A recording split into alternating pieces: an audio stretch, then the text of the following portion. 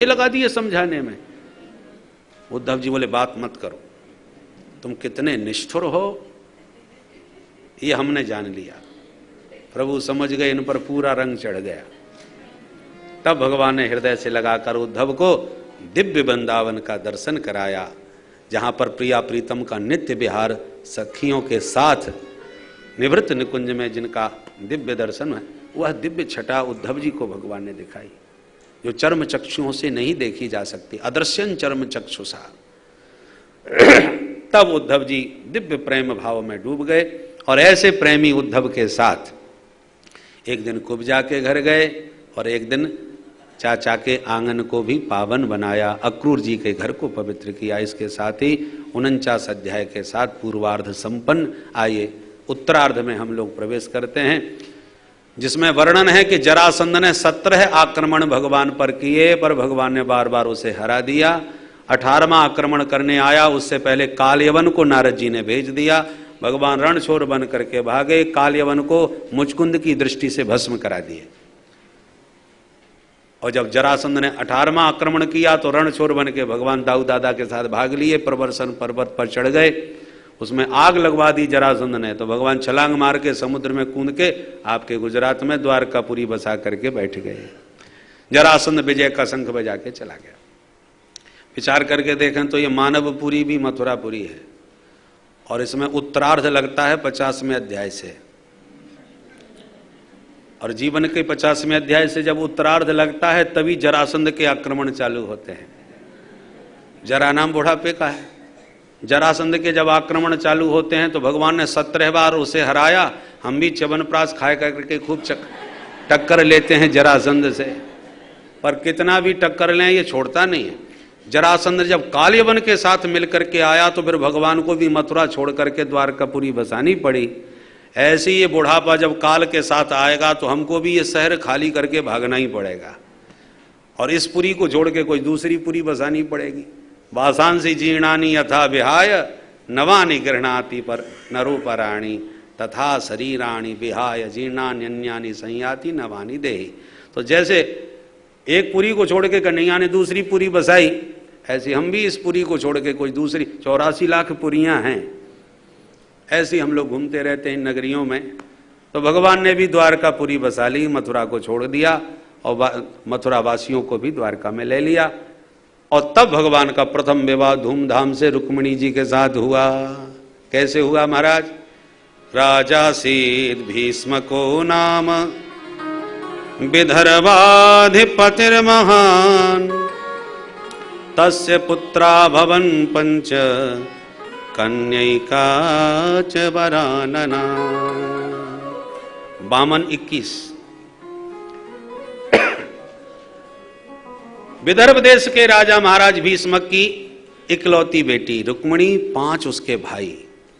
एक बार पुत्रों से परामर्श लिया, बेटी सयानी हो गई है, मुझे श्री कृष्ण बहुत पसंद है, तुम कहो तो संबंध की चर्चा चलाएं।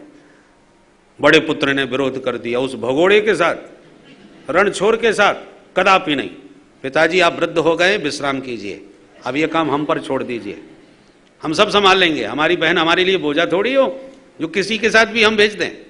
ठीक है बेटा, तुम समझदार बहुत हो गए हो, अब तुम ही संभालो, मैं कुछ नहीं बोलूंगा। तो बड़ा बेटा गया और लौट के आके कहता, पिताजी परसों बारात आ रही है। अरे वाह बेटा, इतनी जल्दी, कहां से? बोले पिताजी मेरा काम ऐसा ही है, चटमंगनी पट विवाह। मेरा बहुत अच्छा मित्र है शिशुपाल, मैंने उससे बात पक्की कर दी, वो परसों बारात लेके आ जाएगा। अच्छा बेटा, परंतु सगाई हो गई ना? बोले सगाई बगाई मैं कुछ नहीं जानता, वो परसों आ जाएगा, जो कुछ करना यही निपटा लेना। वाह बेटा, देखेंगे तेरा नए जमाने का विवाह। सगाई तक हुई नहीं, कोई ठिकाना नहीं, परसों बारात आ रही। बात फैल गई चारों तरफ। रुक्मिणी के कान में खबर पड़ी तो बेचारी रोती भाभी जी के पास गई, उन्हें मन की बात सब सुना दी। मेरे मन मंदिर में माधव विराजमान है, उनके अतिरिक्त मैं किसी और की नहीं हो सकती। भाभी जी ने कहा तो रोने से काम नहीं चलेगा, जल्दी कुछ कर। क्या करूं? बोले कुछ ना बने तो पत्र लिख।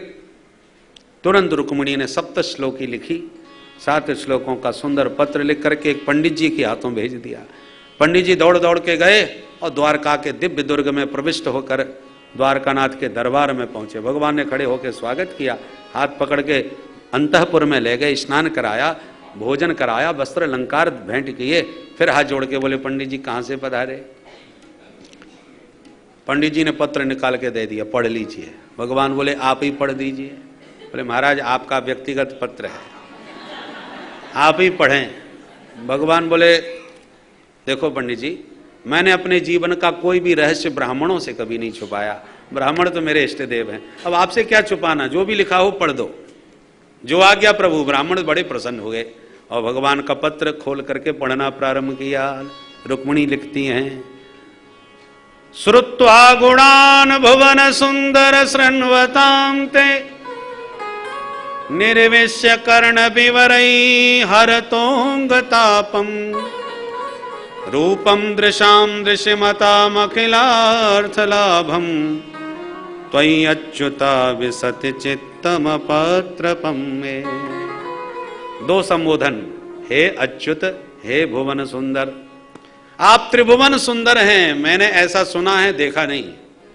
तब गुणान श्रुत्वा, सुन सुन के ही मैं आपकी दीवानी हो गई। मैं जानती हूं कि संसार में कोई भी स्त्री आपकी तुलना नहीं कर सकती, बराबरी नहीं कर सकती, पर मैंने तो आपको अपना पति मान लिया है मन से। परंतु परसों मेरा हाथ थामने शिशुपाल आ रहा है, तो शेर के भागों को गीदड़ उठा करके न ले जाए। आप जल्दी आइए, वीरता का शुल्क दे के मुझे यहां से ले जाइए। अब आप सोच रहे होंगे कि तुम्हें तुम्हारे घर से लाते समय तुम्हारे भाइयों की भी पिटाई करनी पड़ सकती है, क्योंकि मैं घर में रहूंगी। तो ऐसा मत कीजिए, भाइयों को मत मारिए। बिना किसी का वध हुए बात बन जाए, उसका मैंने उपाय ढूंढा है। अंतःपुरांतर चरी मन हत्य बंधून त्वामुदवहे कथमिति प्रमदाम्युपायम पूर्वे द्युरस्ति महति कुलदेवी यात्रा यस्याम बहिर्नववधू गिरिजामुपेयात।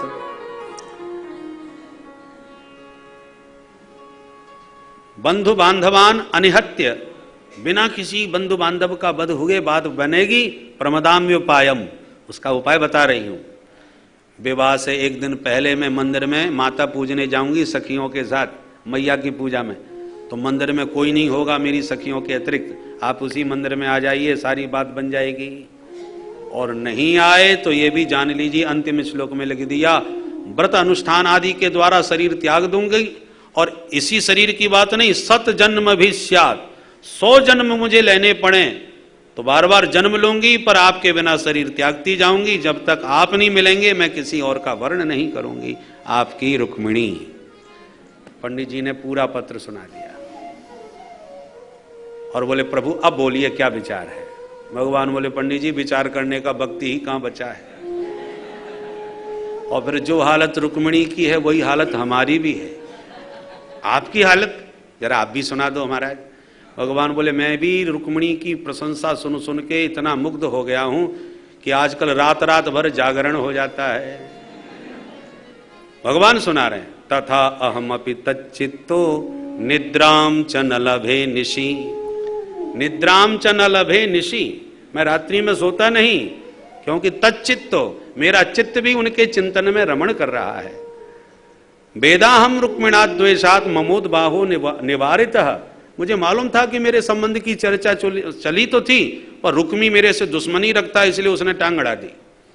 परंतु अब मैं रुकने वाला नहीं पंडित जी, बस इसी की प्रतीक्षा थी। तुरंत भगवान ने रथ तैयार किया, दिव्य अपने घोड़े रथ में लगाए, 4 घोड़े, सुग्रीव, मेघपुष्प, बलाहक और सैव्य, उच्चई श्रवा के समान गतिमान। उन रथ में पंडित जी को बैठा के 9 2 11 हो लिए। दाऊ दादा ने देखते ही आवाज लगाई, ओ कन्हैया भैया कहां चले। तब तक तो उड़ गए। दाऊ जी चिंता में पड़ गए, ये कहां चले गए। सेवकों ने कहा एक पंडित जी आए थे, पत्र लाए थे, कुंडनपुर के थे, इतना मालूम है। परंतु भीतर गए और उन्हीं के साथ बाहर चले गए। पर रहस्य क्या है ये समझ में नहीं आया। दाऊ जी बोले मैं समझ गया, परसों रुक्मिणी का स्वयंवर है, मुझे मालूम है कुंडनपुर की राजकुमारी का, पर वहां से कोई चिट्ठी पत्री नहीं आई हमारे निमंत्रण की। तो फिर ये बिना निमंत्रण के वहां क्यों गया। इसका मतलब कुछ दाल में काला है, कन्हैया कुछ गड़बड़ करने वाला है। दाऊ जी हल मूसल संभाल के पूरी नारायणी सेना को साथ में लेके पीछे पीछे दौड़ लिए। कुंडनपुर में प्रातः रथ पहुंचा। पंडित जी से भगवान बोले जाइए रुक्मिणी को समझाइए, हम मंदिर में तैयार खड़े मिलेंगे। पंडित जी डंडा घुमाते हुए चल दिए। और जैसे ही पंडित जी जैसे ही रुक्मिणी के महल की तरफ गए, उधर शिशुपाल बारात लेके आ गया। नगर में हल्ला मच गया।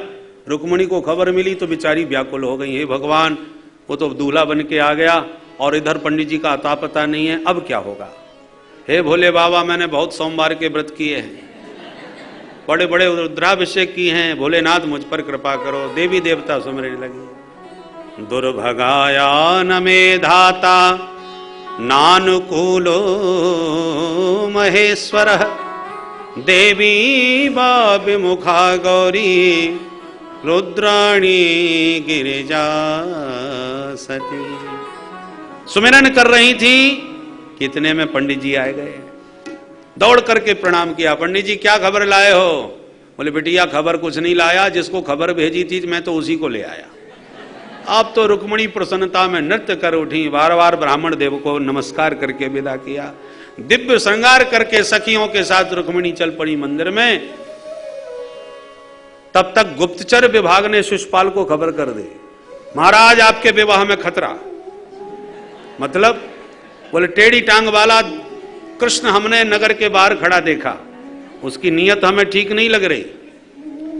अच्छा, शिशुपाल तो घबरा गया। जरासंध बोला घबराने की बात नहीं, पर सावधानी की आवश्यकता जरूर है। सारे बराती बोले निश्चिंत रहो महाराज, हम सब देख लेंगे। तमाम अस्त्र शस्त्र लेकर के घराती बराती सब दौड़े। उन्हें पता चला मंदिर में गई है रुक्मिणी, तो दौड़ के सारे चारों तरफ से मंदिर को घेर लिया।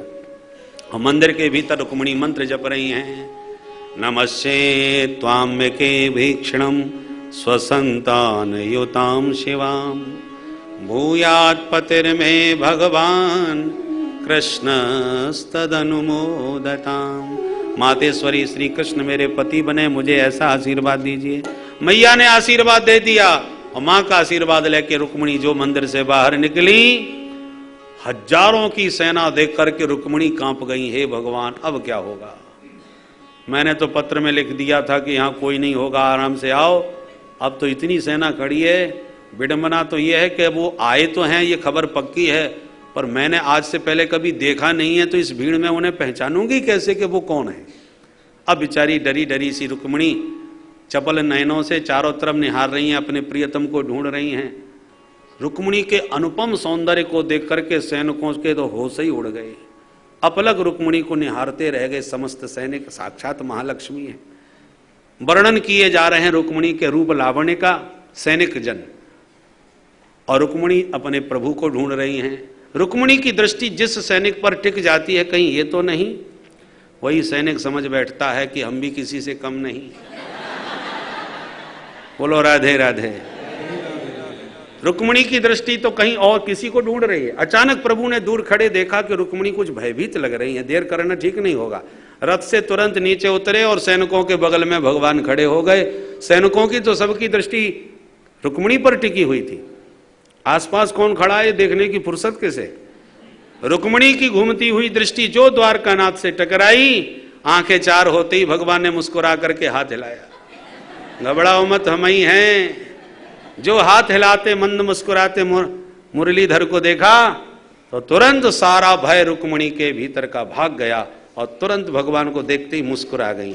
और रुक्मिणी की मुस्कुराहट देखते ही बचे कुचे होश भी सैनिकों के समाप्त हो गए। भगवान सबके बीच में से निकल के रुक्मिणी के निकट आ खड़े हो गए। पाणी ग्रहण करके हाथ पकड़ के अपने रथ की तरफ ले जाने लगे और सैनिक निहारते जा रहे हैं। आप उसमें बातें भी कर रहे हैं। चाल देखो कितनी गजब की है। गजगामिनी है, हंसगामिनी है, ऐसे वर्णन किए जा रहे हैं। और भगवान ने रुक्मिणी को अंक में भर के रथ में बैठा लिया। सैनिक बोले रथ भी तो देखो कितना प्यारा है, अरे घोड़े देखो कितने गजब के हैं। भगवान स्वयं बैठ गए, रुक्मिणी को आराम से बैठा लिए, चाबुक मारे, घोड़े दौड़ गए। सैनिक बोले वो देखो रथ कैसा दौड़ा चला जा रहा है, घोड़े देखो कैसे हवा में उड़ रहे हैं। दूर तक रथ चला गया। तब आपस में बोले क्यों रे, अपन काय को ठाड़े। एक बोला मुझे याद आ गया, हम लोग सब रुक्मिणी की रखवाली के लिए आए थे ना, रुक्मिणी जी की सखियां बोली तो भांग पी के चले थे क्या? रुक्मिणी तो वो गई उनके साथ। तब होश आया, दौड़े सारे सैनिक पीछे पीछे। अरे भगोड़े कहां भागता है, खड़ा रहे, हमारी आंखों में धूल झोंक गया। पकड़ो पकड़ो करते हुए सैनिक पीछे भागे। जो भगवान को चुनौती दी, भगवान ने घोड़े मोड़ लिए और रथ के लिए, युद्ध के लिए भगवान खड़े हो गए। और जैसे युद्ध प्रारंभ होने को हुआ कि आवाज आई, बोल द्वारिकाधीश की जय। भगवान ने पीछे मुड़ के देखा, हमारी जय किसने लगाई? तो दाऊ दादा हल मूसल लिए खड़े हैं, पूरी सेना उनके साथ। भगवान ने दौड़ के दाऊ जी को दंडवत किया। दाऊ दादा दंडवत। दाऊ जी बोले, लाला बहू लेके घर चल, इकट्ठो आशीर्वाद घर में मिलेगा। कन्हैया तो दुल्हन के साथ दौड़ गए। कन्हैया और दाऊ जी ने हल मूसल उठा करके सैनिकों को रोक दिया। जो सैनिक आगे बढ़ा, हल से पकड़ के मूसल मसक दिया। 2-4 मूसल पड़े, सारे सैनिक वापस भगे। दौड़े दौड़े शिशुपाल से बोले, सरकार सब गड़बड़ हो गया। क्या हुआ? बोले, आपकी होने वाली दुल्हन द्वारकानाथ के साथ चली गई। शिशुपाल तलवार तान के दौड़ा, दुष्ट कहीं के सब क्या कर रहे थे तुम लोग? सब मुंह लटका के रह गए। जरासंध बोले, अब जो होना था हो गया, चुपचाप घर में चलो, इसी में भलाई है, दोबारा शादी होगी तुम्हारी धूमधाम से। शिशुपाल बोला, ये भी कोई जिंदगी है? दूल्हा बन करके बारात लेके बैंड बाजे के साथ आया था, बिना दुल्हन के जाऊंगा, क्या मुंह दिखाऊंगा मैं? ऐसी जिंदगी से मर जाना अच्छा है। बहुत दुखी हो गया बेचारा। शिशुपाल को दुखी देखकर जरासंध समझाने लगा, भो भो पुरुष शार्दूला दौर मनस्य मिदम त्यज। पुरुष सिंह होकर के अपने को, मन को इतना दुर्बल मत बनाइए। शौरय सप्त दशाहम वही संयोगानी पराजिता। इस कृष्ण ने मुझे 1-2 बार नहीं 17 बार लगातार हराया, हिम्मत कभी नहीं हारी। तो 18वीं बार मैंने भी उसे भगाया कि समुद्र में घुसा बैठा है। इसलिए क्षत्रिय को हिम्मत कभी नहीं हारनी चाहिए। तब शिशुपाल को सुन के शांति मिली कि हमसे भी बड़े बड़े बेशरम पड़े हैं। ये 17 बार हारा बैठा है, मैं पहली बार ही हारा हूं। हिम्मत आ गई। दुल्हन के डोले में मुंह छुपा के रोता रोता घर चला गया। तब से 100 गाली भगवान को देने लग गया। उधर रास्ते में रुक्मिणी जी के भाई ने भगवान का रथ रोक लिया। भगवान ने तलवार निकाली तो रुक्मिणी जी ने समझा दिया, मारिए मत प्रभु, मेरा भाई है। भगवान बोले, अब तुम्हारा भाई है तो हमारा भी तो कुछ लगेगा, मारूंगा नहीं। कूद पड़े भगवान और रथ से कूद के साले साहब का सिर पकड़ के सारे बाल साफ कर दिए। भगवान साले साहब के सिर के बाल बना रहे थे तलवार से। इतने में आ गए दाऊ दादा विजय का शंख बजाते हुए। उन्होंने देखा तो दौड़ के कन्हैया का हाथ पकड़ के डांटा, चौरे लाला ये नाईगिरी को काम कब से सीख लियो? शर्म नहीं आती? शादी होती साले का सिर मुड़ के धर दिया, ऐसे संबंध बनाया जाता है भला? बहुत डांटा है भगवान को यहाँ पर दाऊ जी ने। असाध्विदम त्वया कृष्ण कृतम स्मज्ज जुगुप्सितम, तुमने बहुत निंदनीय काम किया कृष्ण। डांटने लगे तो कन्हैया धीरे से बोले, दादाजी नहीं नहीं, शादी वही है, बहू बगल में बैठी है, उसी के सामने बेइज्जती कर रहे हो। अरे डांटना है तो अकेले में घर में ले जाके डांट लेना, बहू के सामने क्यों बेइज्जती करो? तो दाऊ जी को हंसी आ गई, सारी गुस्सा ठंडी हो गई। रुक्मिणी से बोले, बेटी बुरा मत माना, क्षत्रियों का धर्म विधाता ने बड़ा कठोर बनाया है। क्षत्रियाणाम अयम धर्म प्रजापति विनिर्मितः। दाऊ जी ने रुक्मी को भी समझाया और रुक्मिणी को भी समझाया। रुक्मी को शांत करके विदा कर दिया। उसने भोजकट नाम का शहर बसा करके वहीं रह गया, कभी जिंदगी में अपने घर नहीं गया रुक्मी। और इधर भगवान जब द्वारकानाथ द्वारका में आए तो चारों तरफ से नर नारी भगवान के स्वागत में दौड़ पड़े। बोल द्वारकाधीश की, रुक्मिणी महारानी की, दुल्हा सरकार की जय जय श्री राम। आइए अब हम भी दूल्हा दुल्हन का स्वागत करें द्वारका में। जो 7 दिन की कथा न सुन पाए हों वो कल की कथा प्रातः पूरी कथा सुने तो पूरी भागवत सुनने का फल प्राप्त होगा। कल केवल एक ही सत्र होगा प्रातः काल, तो प्रातः 9 बजे से जो कथा होगी वो थोड़ा 12 बजे से ज़्यादा अतिक्रमण कर सकती है, 1 बज सकते हैं, परंतु पूरी भागवत का सार सुनाने का प्रयास किया जाएगा। तो जो न सुन पाए हों वो कल अवश्य सुने। अब आइए मिलकर के द्वारकानाथ का स्वागत करें। सरनगर में धूम मची है,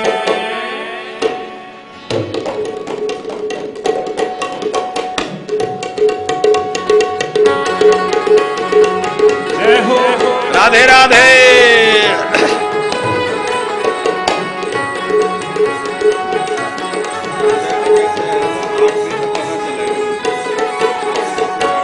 हर नगर में धूम मची है, द्वारिका नगरी सजने लगी है। सारे नगर में धूम मची है, द्वारिका नगरी सजने लगी है। दूल्हा बने हैं नंदलाल, जय हो। का जवाब नहीं आज, दूल्हा बने हैं नंदलाल के जोड़ी का जवाब नहीं। जोड़ी का जवाब नहीं, जोड़ी का जवाब नहीं, जोड़ी का जवाब नहीं, जोड़ी का जवाब नहीं। श्री राधे। दूल्हा बने हैं नंदलाल के जोड़ी का जवाब नहीं।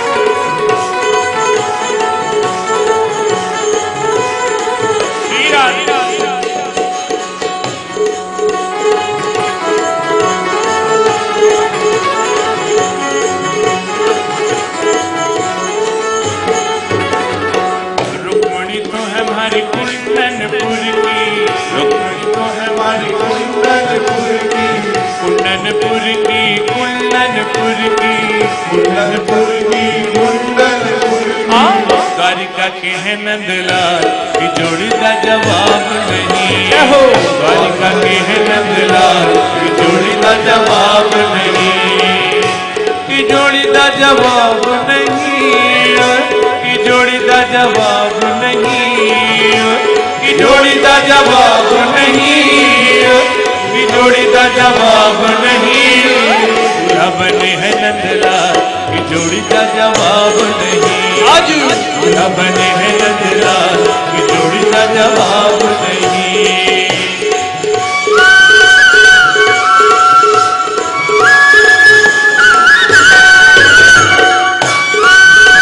श्री रमण भगवान की जय।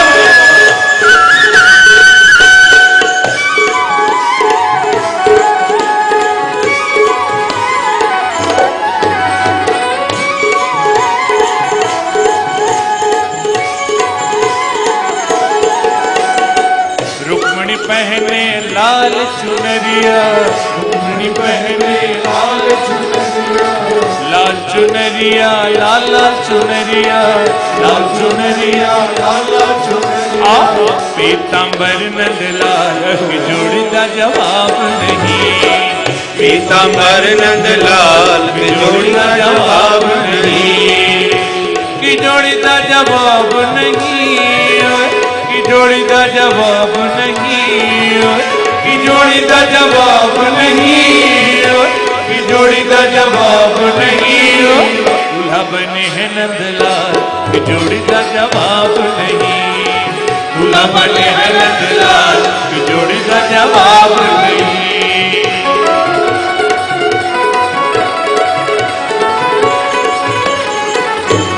जय हो।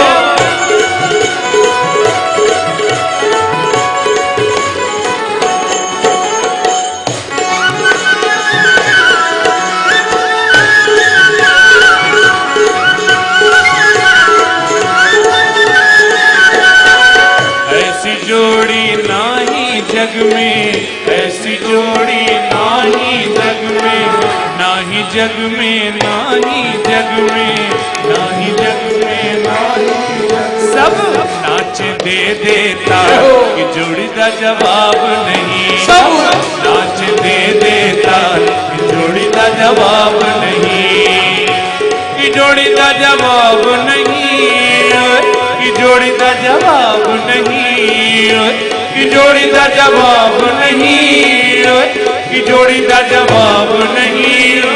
दूल्हा बने हैं नंदलाल की जोड़ी का जवाब नहीं। दूल्हा बने हैं नंदलाल की जोड़ी का जवाब नहीं। सारे नगर में धूम मची है, सारे नगर में धूम मची है। द्वारिका नगरी सजने लगी है, द्वारिका नगरी सजने लगी है। दूल्हा बने हैं नंदलाल की जोड़ी का जवाब नहीं, दूल्हा बने हैं नंदलाल की जोड़ी का जवाब नहीं, दूल्हा बने हैं नंदलाल की जोड़ी का जवाब नहीं, दूल्हा बने हैं नंदलाल की जोड़ी का जवाब नहीं, दूल्हा बने हैं नंदलाल की जोड़ी का जवाब नहीं। बोलो रुक्मिणी रमन भगवान की जय, बाके बिहारी लाल की जय।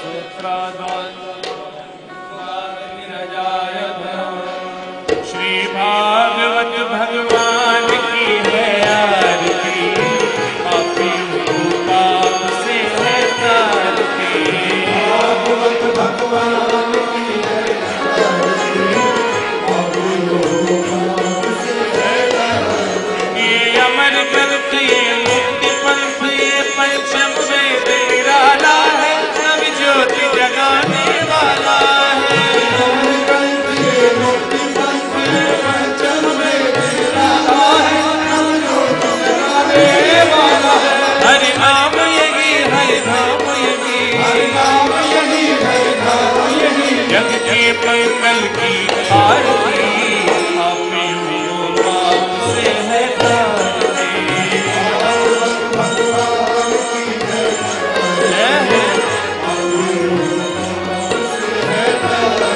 ये शांति गीत पावन पुनीत पापों को मिटाने वाला है, हर दर्श कराने वाला है, पावन पुनीत पापों को मिटाने वाला है,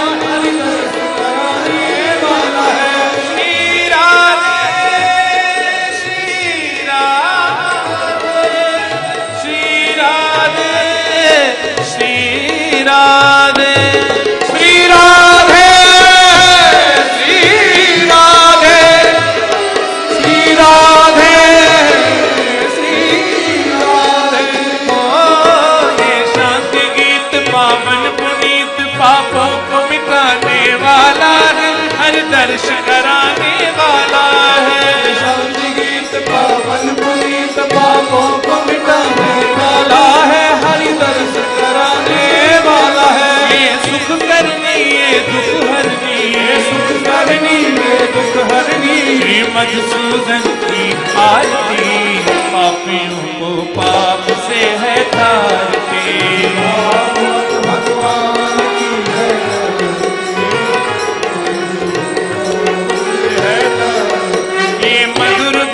सतपंथ खोल सन्मार्ग दिखाने वाला है, बिगड़ी को बनाने वाला है, खोल सतपंथ खोल सन्मार्ग दिखाने वाला है, बिगड़ी को बनाने वाला है, श्री राम यही घनश्याम यही, राम यही घनश्याम यही, प्रभु की महिमा की आरती पापियों को पाप से है तारती, भगवान की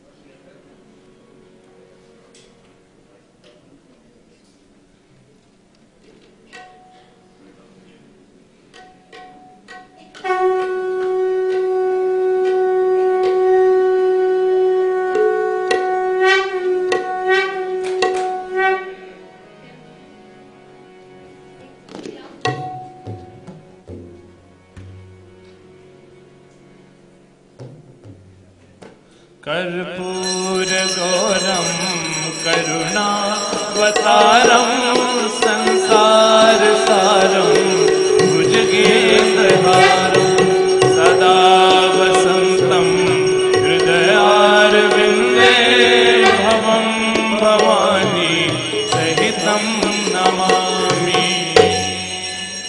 मङ्गलं भगवान् विष्णु मङ्गलं गरुडध्वज मङ्गलं पुण्डरीकाक्षः मङ्गलायतनो हरिः। सर्वमङ्गलमाङ्गल्ये शिवे सर्वार्थसाधिके शरणे त्र्यम्बके गौरी नारायणी नमोस्तुते।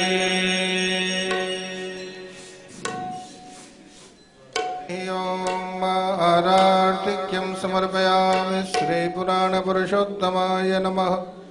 जलेन शीतलीकरणं पात्रमध्ये स्थितं तोयं भ्रामतं केशवोपरि अङ्गलग्नं मनुष्याणां सर्पं पापं व्यपोहति।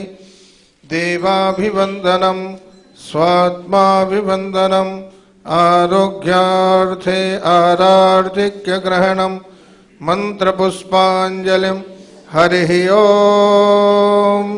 जैनेन नमयजन्त देवास्तानि धर्माणि प्रथमान्यासन्न ते हनाकं महिमानः सचन्त यत्र पूर्वे साध्याः सन्ति देवाः। हरिः ओम। नारायणाय विद्महे वासुदेवाय धीमहि तन्नो विष्णु प्रचोदयात्। सेवन्ति कावकुलचम्पकपाटलाब्जै पुन्नागजादिकरवीररसालपुष्पै बिल्वप्रवालतुलसीदलमञ्जरीभिः त्वां पूजयामि जगदीश्वर मे प्रसीद। नानासुगन्धपुष्पाणि यथा कालोद्भवानि च पुष्पाञ्जलिर्मया दत्तग्रहाणः परमेश्वर। मन्त्रपुष्पाञ्जलिं समर्पयामि श्रीपुराणपुरुषोत्तमाय नमः।